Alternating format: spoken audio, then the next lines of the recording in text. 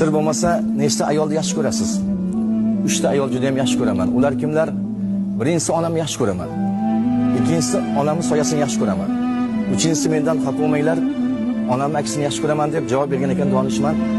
Bir yog'ilar yuzingizdan. Xafa bo'ldingizmi bizdan?